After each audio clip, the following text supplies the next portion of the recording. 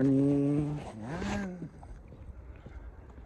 Kamusta po kayo? Isang malamig na umaga sa inyo. Ito po inyong Kuya Nico. At sensya na kayo at nakabalot yung face ko, yung mukha ko. Kasi grabe ang lamig po dito. Wala siyang snow pero malamig kasi nga yung hangin na mula sa bundok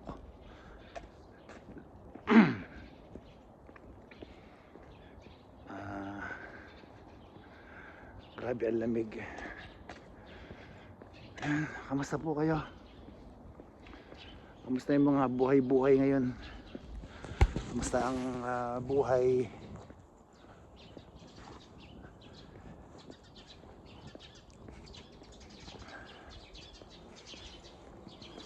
ito? Lakad po ako mula sa aking bahay. Lakad ako ng 12 minutes going to train station. Laking loting to. Pwede rito mga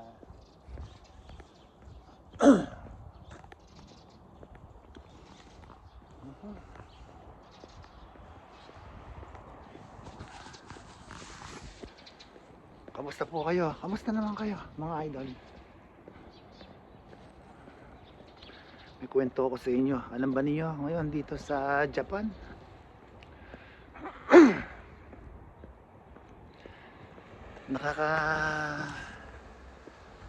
Minsan dati wala kang maririnig na ganyan sa mga politiko, sa mga public place. Mga nagtatalumpati ba yung mga guys, yung mga foreigner. Talagang siyempre sasabihin nila gaijin, iranay. Sabihin nun, hindi nila kailangan ng foreigner dito sa Japan. Hindi nila kailangan ng mga dayuhan. Kaya nilang mabuhay na wala ang dayuhan. At may politiko pang nagsabi na gagawin daw nilang mapayapa at better place for Japanese, yung sa bansa nga nila, na magiging mapayapa ang kanilang bansa, at worse para sa mga foreigner. Dapat hindi sila nagsasalita ng ganun, di ba? Pwede naman sabihin in a nice way. So ikaw bilang isang dayuhan like me dito sa bansa ng Japan, na isa rin naman akong taxpayer, babayad. Karamihan po ng mga gaijin dito, mga foreigner, nagbabayad ng tax. Kaya lang iba po talaga is inabuso nila.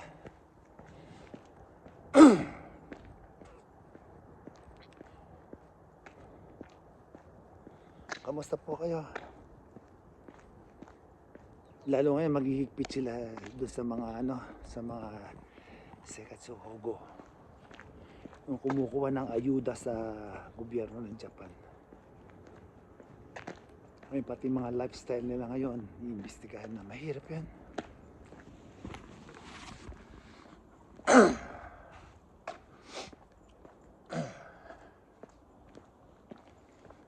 Hirap ng ngayon, kung wala ka naman dapat ikabahala, hindi ka dapat kabahan pagka sumusunod ka sa patakaran ng Japan. Wala kang dapat ikatakot. Ngayon, kung sa kabila ng hindi ka naman pasaway at lahat naman ginagawa, magbabayad ka at mga tax, hindi ka pasaway sa lipunan. Talagang ayaw na nila sa mga dayuhan, di ba?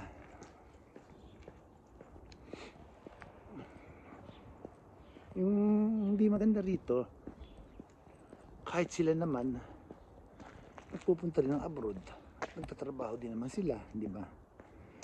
Laki ibang mga Japanese pupunta rin naman ng iba't ibang bansa.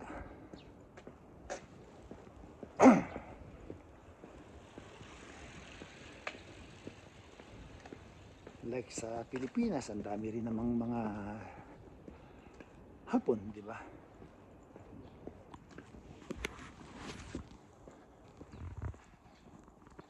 Kaya lang sa akin, yung makakarinig ka ng ganoon, sabihin na lumayas kayo rito, umuwi na kayo sa bansa ninyo, para bang napapaisip ka na rin. Sa akin naman, kung ayaw na talaga nila, wala naman ako magagawa, wala naman tayong magagawa.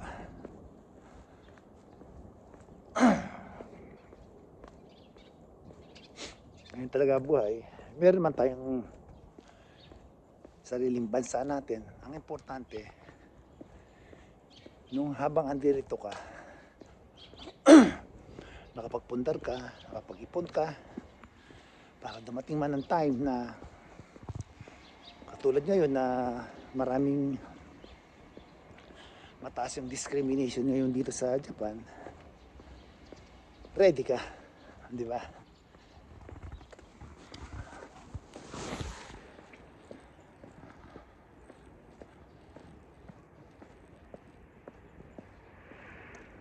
Kasi darating din naman ang time na ano mangyari, talagang darating yung mga ganyang pagkakataon. Kasi lalo pa ngayon na kukunti ang mga tao ngayon dito sa Japan. Majority ng mga butante rito is mga halos mga matatanda na rin. So yung parang opinion, tingin ko lang yung nangyayari kasi ngayon, yung ugali ng ibang mga para ba yung panahon pa ng araw ng sinakop ng Japanese, yung Asia, yung Pilipinas. Diba? Ano tayo, dapat open tayo, nasa modern country na tayo.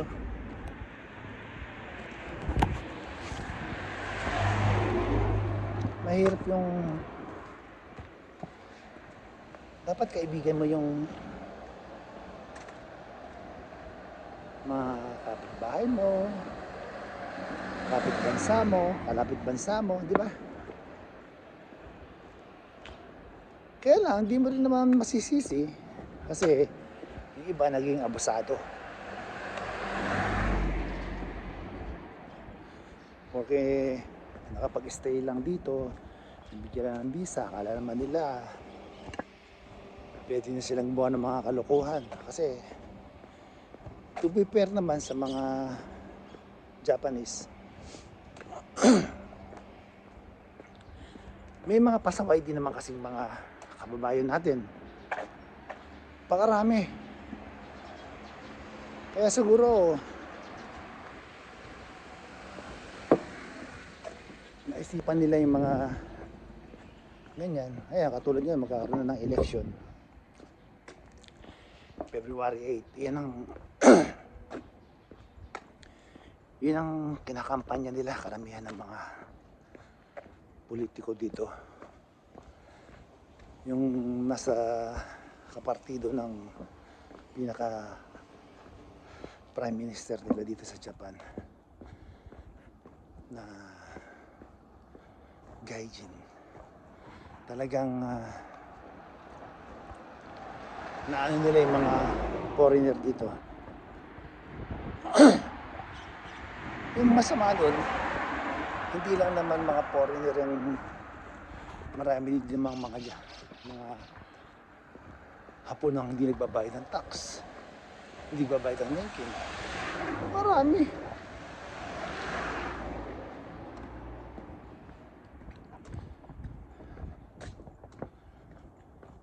Ewan ko ba dyan?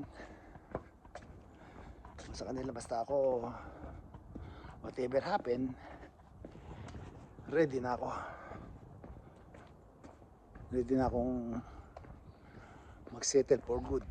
Kahit paano, nakapagpatayo na akong bahay, may apartment na rin ako, at kumikita na rin. So, sapat na yun. Hindi na ako magiging pabigat sa aking anak. Hindi na ako magiging pabigat sa aking mga apo. Ayun, siguro pagtanda ko, kung gusto nila akong alagaan nila. Kung hindi naman, handa na ako sa mangyayari, kung ano man ang mangyayari sa buhay ko. Paano? Maraming salamat po. At andito na po ako sa station. At alam naman, mahirap yung maingay dito kasi ayaw ng mga Japanese na nung maingay.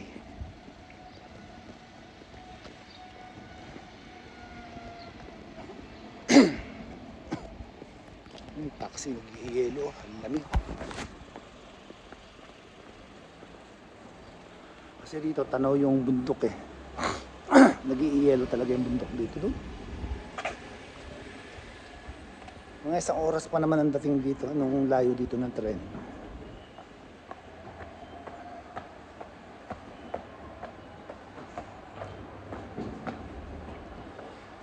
Ay.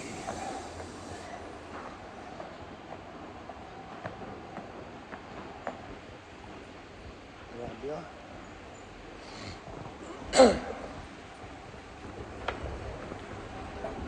Sakit sa mga buto-buto.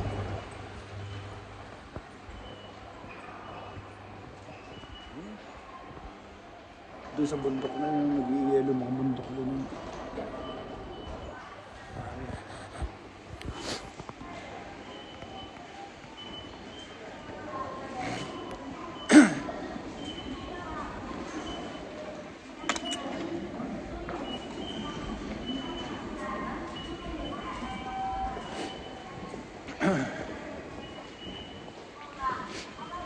Lamig.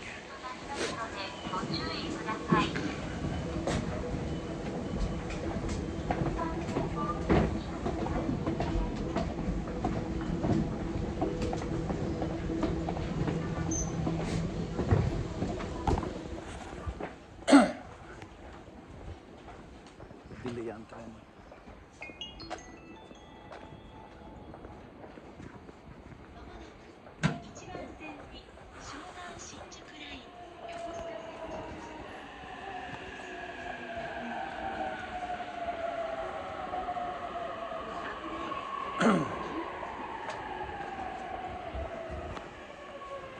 Thank you.